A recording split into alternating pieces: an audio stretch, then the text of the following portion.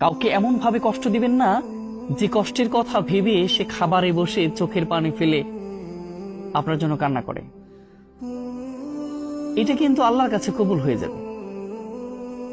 খাবারে খেতে বসেও যারা ফুপিয়ে ফুপিয়ে আপনার কষ্টের কথাগুলো ভেবে কান্না করে, চোখের পানি দিয়ে তার খাবারটা ভিজে ফেলে, এদের দোয়া অবশ্যই কবুল হয়ে যায়, এর অভিশাপগুলো অবশ্যই কবুল হয়ে যায়।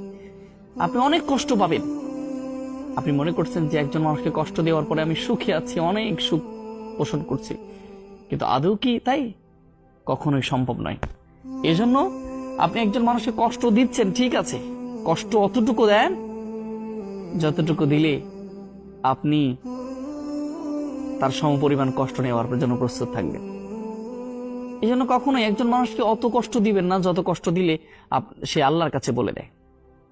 আর আল্লাহর কাছে বলে দিলেই কিন্তু একজন অভিশপ্ত ব্যক্তির, একজন কষ্ট পাওয়া ব্যক্তির, একজন ঠকে যাওয়া ব্যক্তির প্রত্যেকটা শ্বাসগুলো আল্লাহর কাছে চলে যায় এবং আল্লাহ বুঝতে চায়, বুঝতে পারে। একজন কষ্ট পাওয়া ব্যক্তি যদি অধীর একটা শ্বাস নেয়, গভীর একটা শ্বাস নেয়, এটা কিন্তু আল্লাহর কাছে শ্বাসগুলো অভিশাপ হয়ে দাঁড়ায় এবং আল্লাহর কাছে বলে দেয়। তাইলে কিন্তু বাসন নাই।